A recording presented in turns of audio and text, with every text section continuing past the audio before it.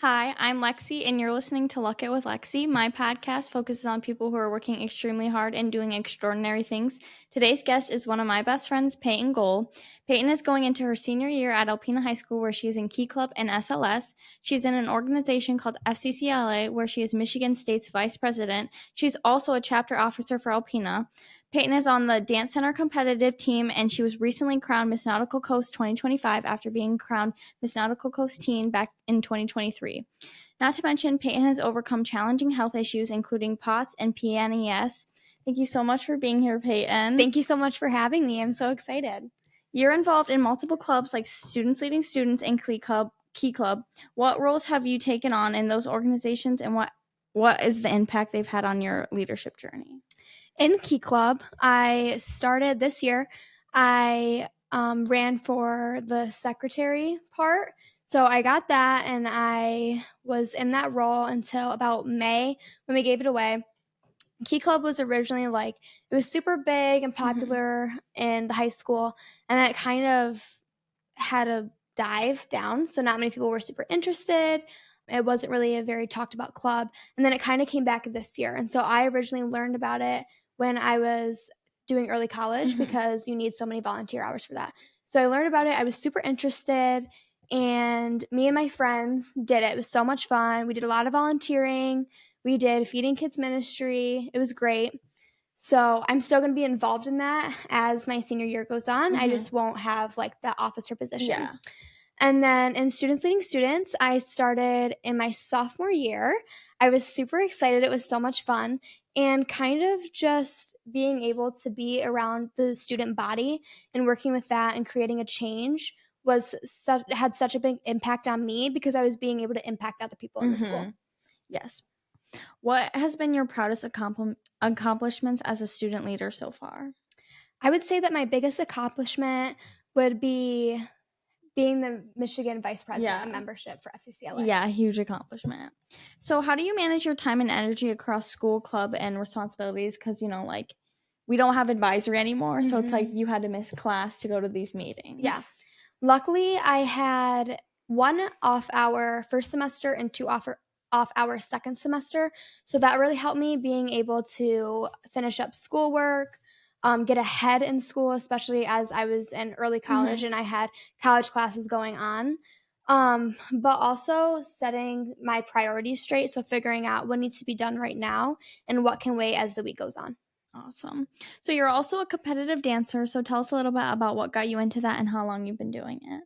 So I originally started dance when I was 3, and then I started competitive dance when I was 7. And my sister started dancing, so I was kind of interested in that.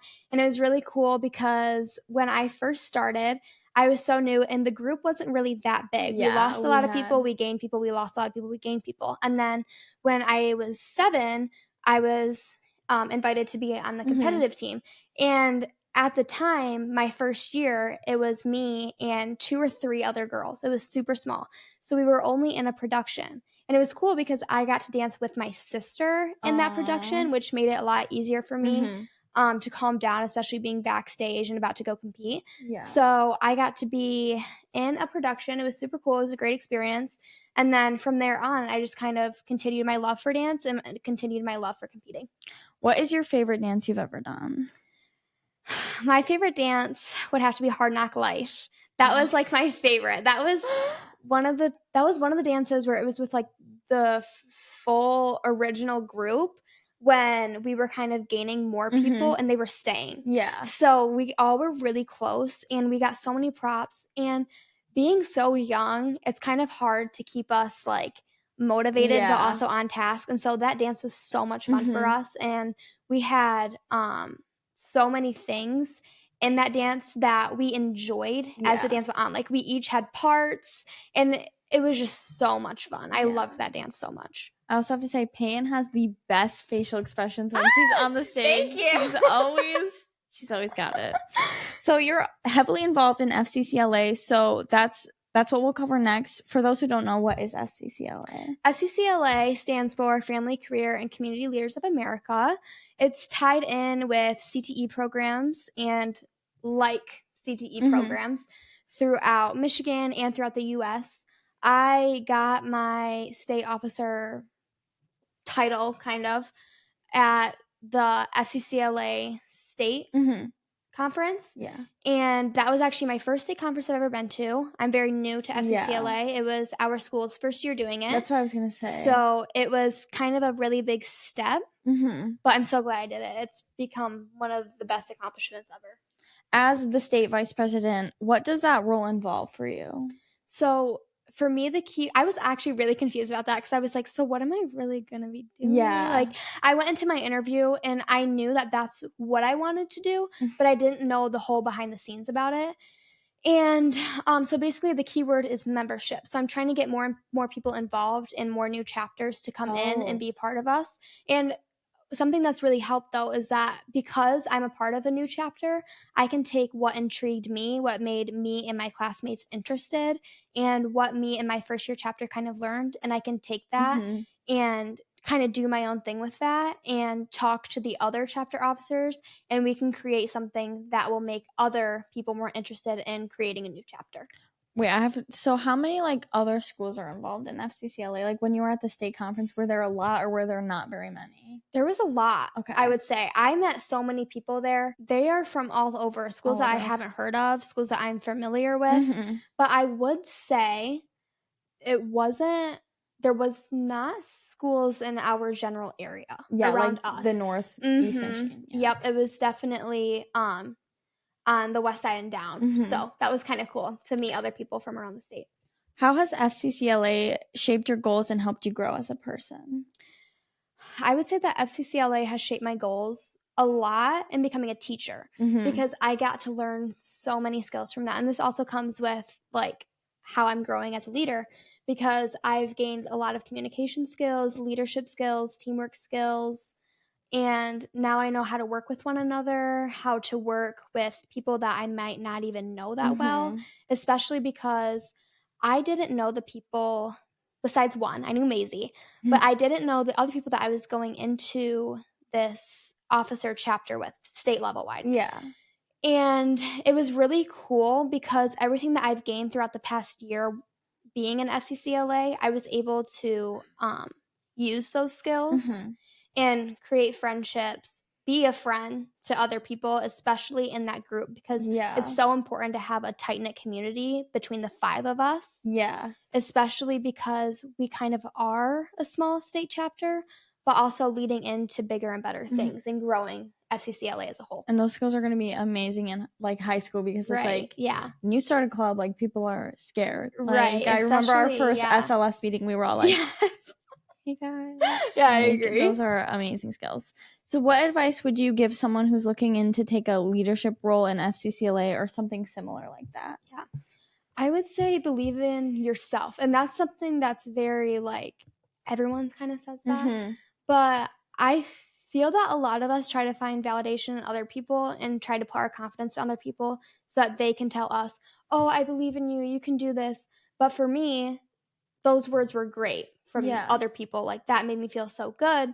But when you're there and you're about to do something, those words don't really matter. It's more of what you believe. And if you believe in yourself, that'll get you so far. Yeah, truth.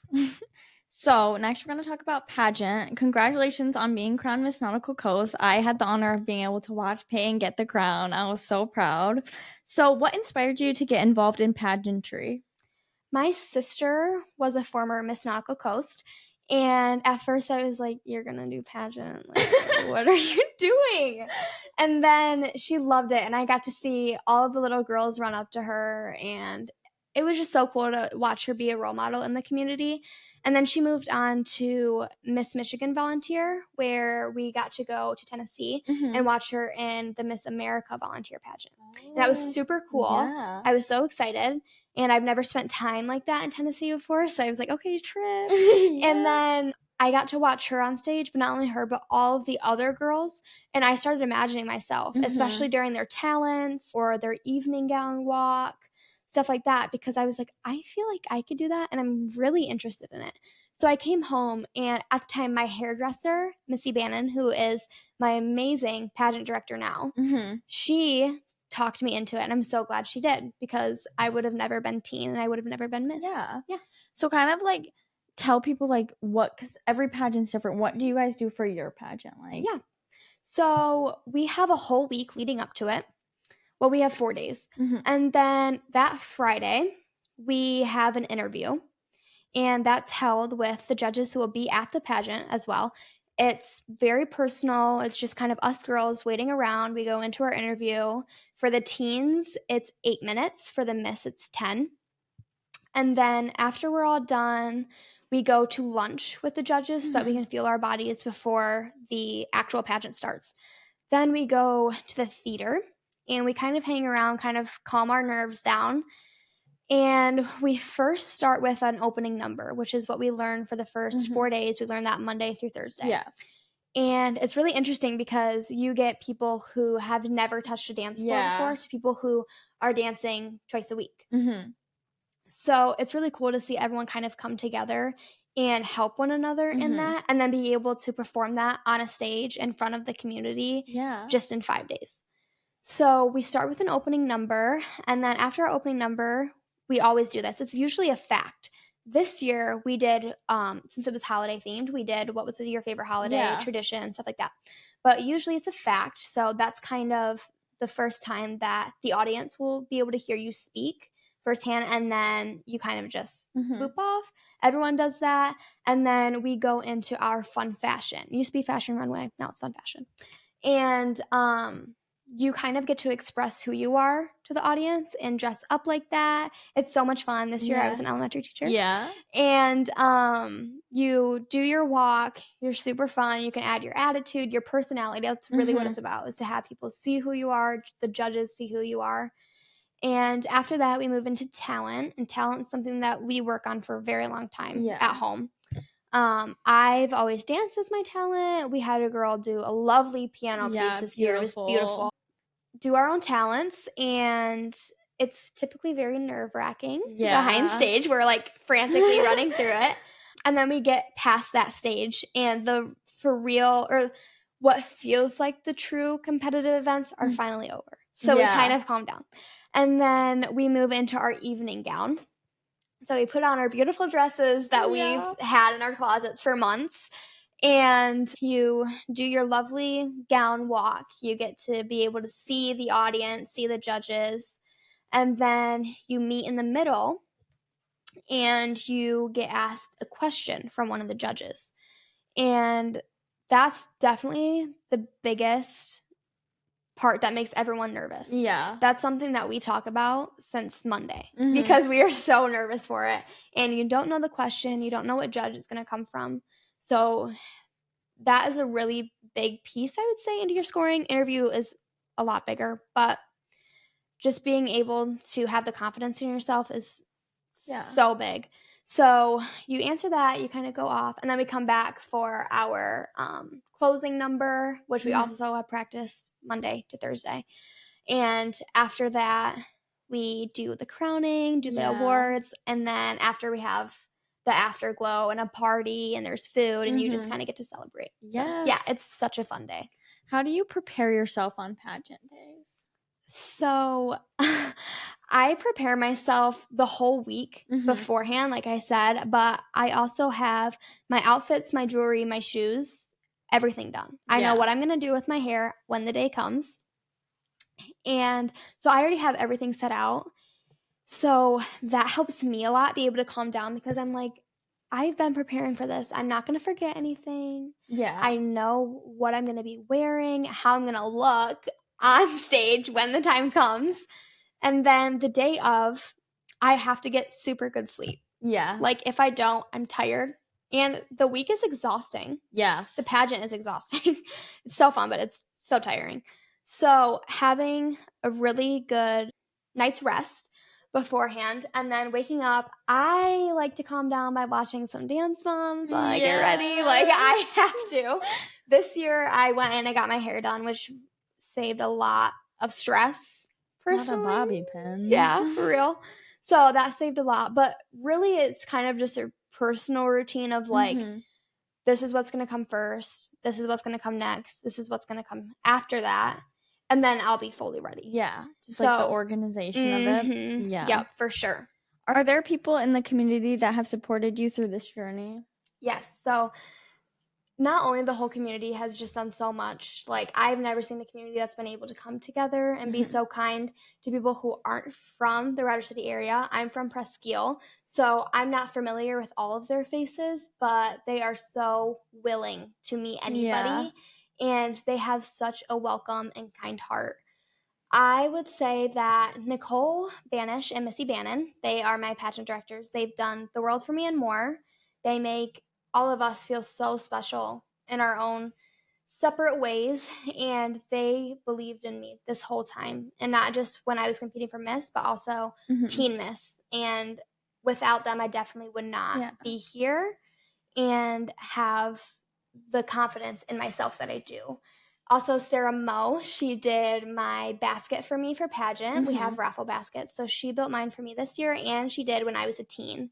And she's done a lot for me in my pageant world. Yeah. And also, I was struggling to find a sponsor. I reached out to many stores and businesses, but I didn't hear back, which is totally fine. Yeah. But I was definitely getting a little nervous. I was like, who's going to sponsor me? I need a sponsor.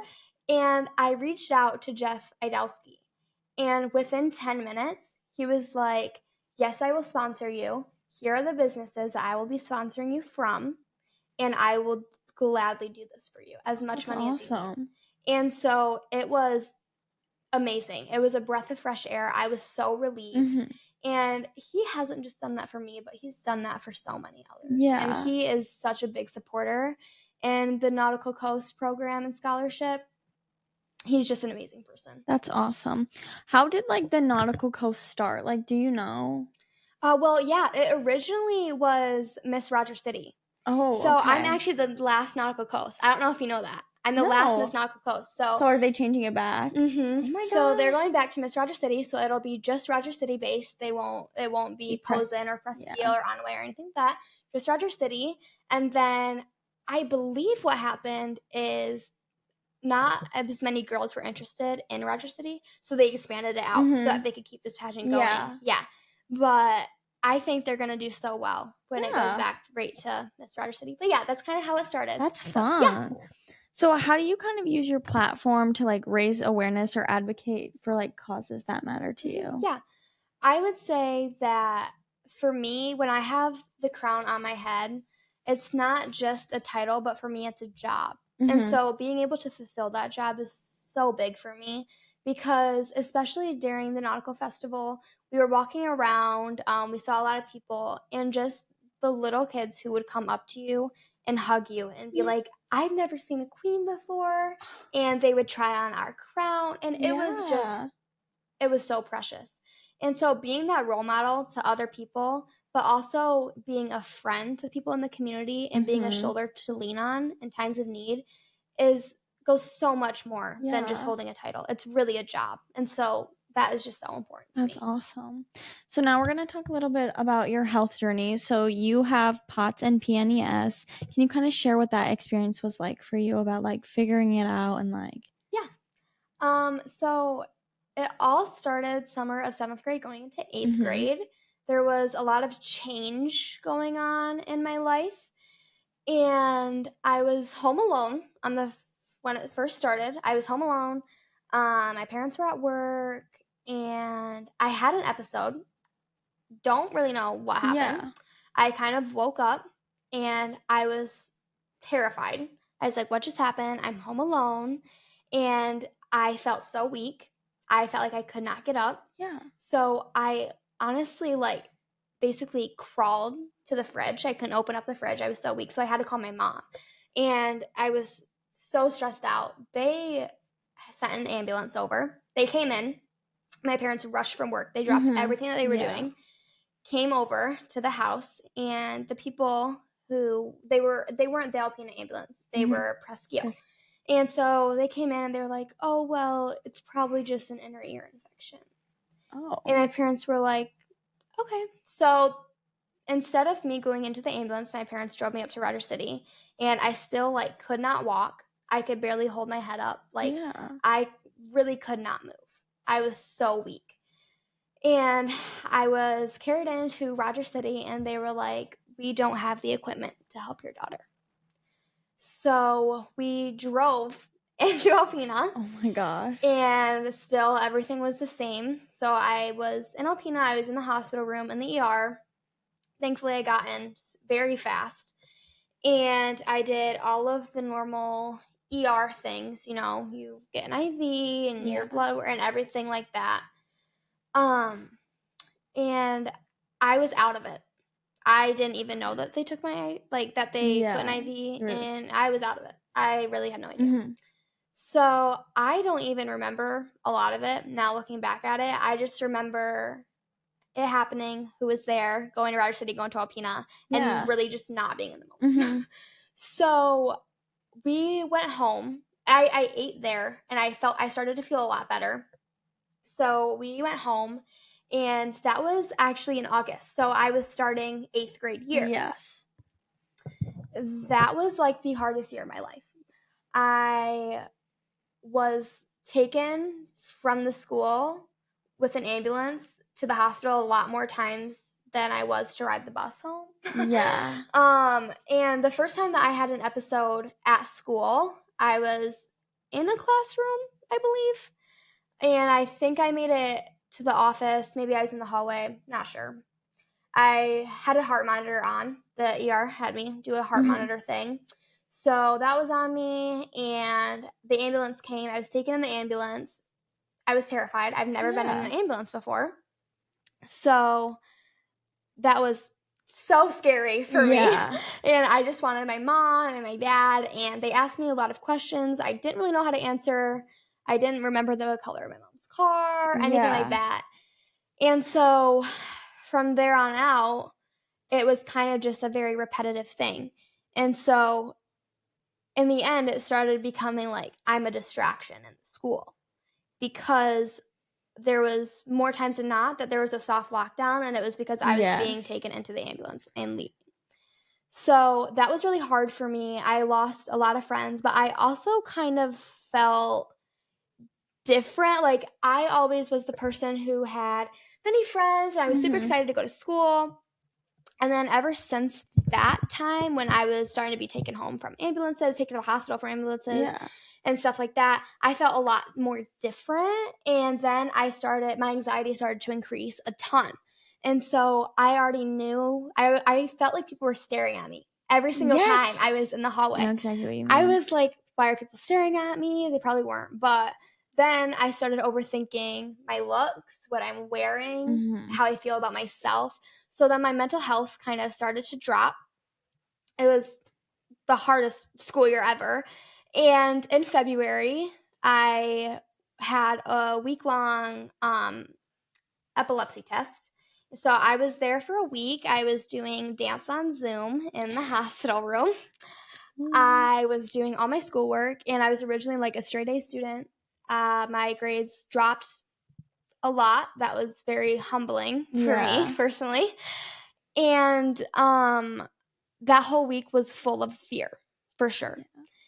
And I remember the test that they did. I think they did it every day. But I was also only allowed 4 hours of sleep. So I was absolutely exhausted. Like, I was so tired. But that was the point, because they wanted to tire me out because I needed to see an episode. I also did a tilted table test during that week. And that's when they came back, and they were like, you have POTS syndrome. And I knew the name. I didn't know what POTS was. I just knew the name of POTS syndrome. So they sat us down, me and my mom, and they were telling us that it's caused from not only anxiety, but blood pressure, stuff like that. And I was like, no, it's not from anxiety. Like, I'm really not that anxious and all that stuff, because I was so frustrated with myself, because I was like, why am I letting anxiety control my life? And so I just didn't sit well with my own self, because I was like, why am I letting this happen to me? I have control of this. But in the end, so I was from August to February where I did not know what was going on with my body. And I was told that I had PNES, which is also caused from anxiety. So since when I got home, I was so upset, like I said, And that caused even more anxiety because I was so anxious of, when is this going to happen again? How do I know when it's going to happen? Because I didn't want to have to leave school. I didn't want to have to go back during the hospital stay. And so that was just really hard for me. But something that helped me grow from that was just kind of having myself sit down and think, like, this is what's going on. Can I change it right now? No. But will it get better? Yes. And so my parents were just so positive during this whole entire time. And I had to be able to understand that this might not change, and I'm probably going to have this for the rest of my life, but that doesn't mean that the change can't start now. Yeah. So I started medicine. I also started to rethink of who I'm spending my time with, what I enjoy. And so that really helped me. Having that positive mindset instead of drowning in my thoughts of what I'm doing wrong and why this is just so bad. Mm-hmm. So that with my mom was such a big help in that. So I thank her for that every day. Yeah. No one like talks about how hard it is to like actually figure out. Like, right. Like me and you both, we have spent the time like what's going on, and then you come back to find out it's anxiety. Both me and you, it's anxiety. I know. It's like, and it's so hard to sit with yourself like that. It's like, I did this to myself. I know. Like that's what you feel like. It's horrible. And it's like you feel like you're losing friends. I know. And it's like this is why Lexi and I are so close. Yes, what can we are say? the same person. We are the same. We've talked about this so I know. many times. So what was something that helped you push through the hardest parts of your journey? Probably my mom and my dad. Absolutely. And my grandpa. Because my mom stopped everything that she was doing to take me to a hospital visit, to see me at the hospital if I was taken to like from an ambulance to there. And so that meant a lot to me. But my dad has always been my best friend. Like, he is my favorite person in the whole wide world. I love my dad with my whole heart. And him being a police officer was really hard because he can't drop everything like that. So I spent a lot of time away from my dad, and that was hard for me. But every single time that I was home and that I was feeling better, or even in like my worst times, he was there for me. And he was holding my hand every step of the way through it. And I struggled with a lot of guilt during that time because it was my sister's senior year. And I was like, I feel like I'm taking all of this focus off my sister and putting this on me. And they really helped me through that. And so did my sister. So definitely my family and my grandpa. I mean, every single time that I didn't feel good at school and I knew that something might have happened, he would come pick me up. Yeah. He would always text me all of the time, the sweetest things. Yeah. And so he's really the light in my life for sure. Also, mine was also my sister's senior year. Yeah. Yeah, it's so hard. Yeah, it's like, oh, Lily has to go do this. It's like, oh, well, I have a doctor's appointment. Yeah, and my parents have to come with me. Yeah, like. So what's a message you have for others who are facing sort of an invisible or chronic illness? I would say that it will get better. And I know that that's like... Everyone says that. Right, everyone says that. And I didn't believe that because people would tell me that, and I was like, we both know that's not true. Yeah.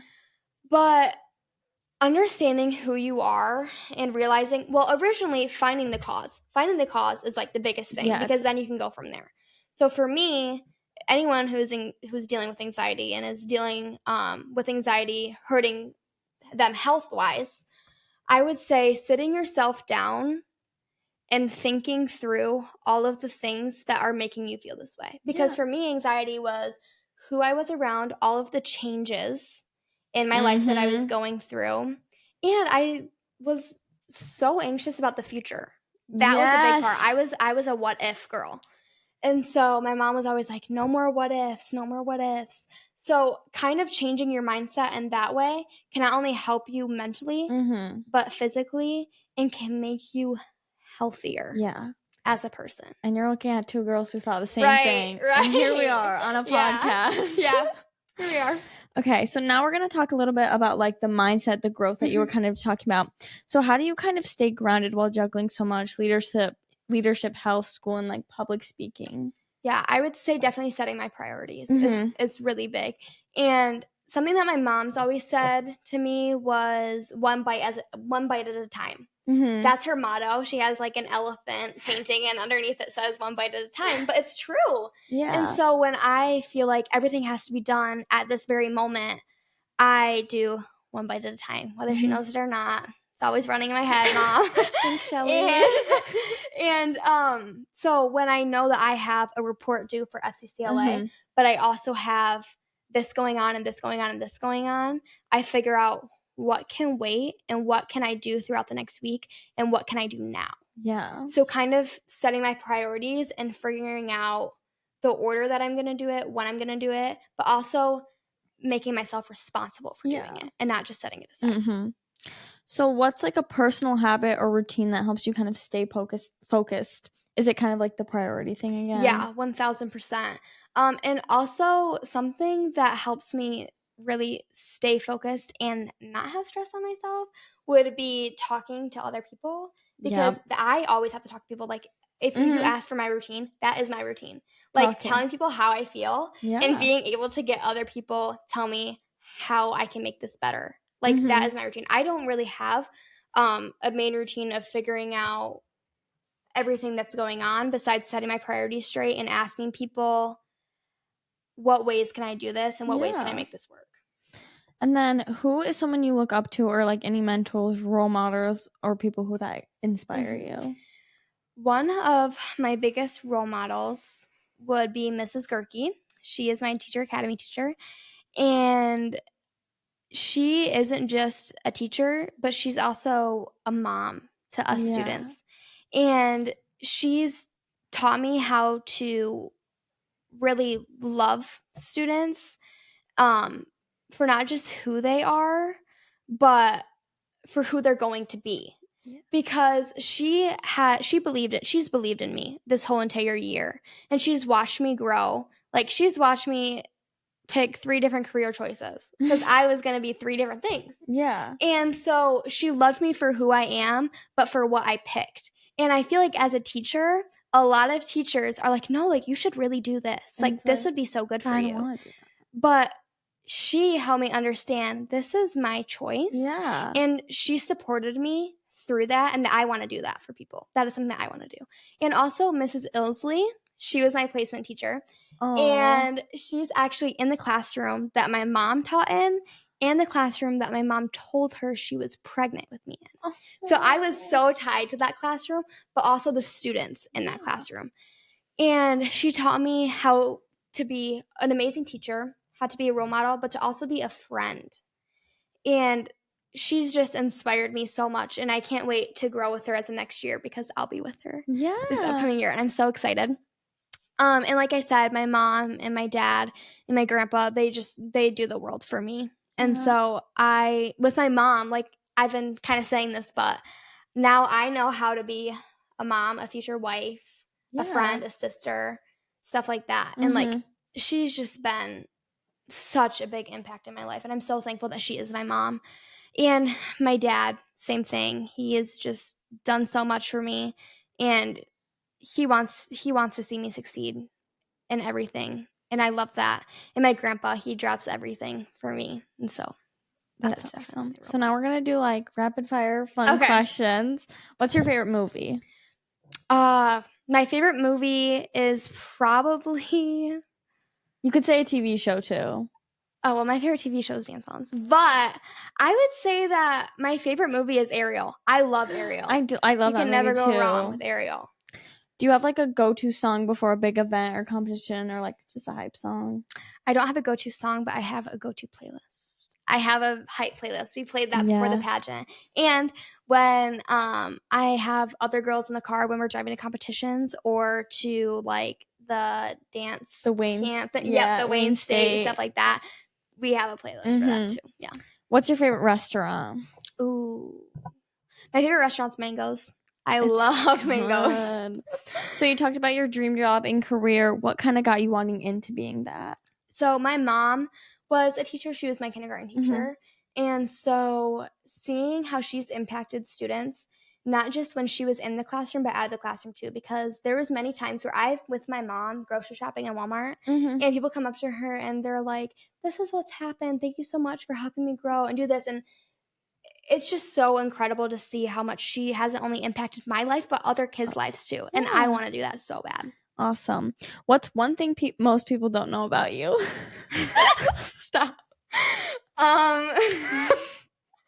Okay, so okay.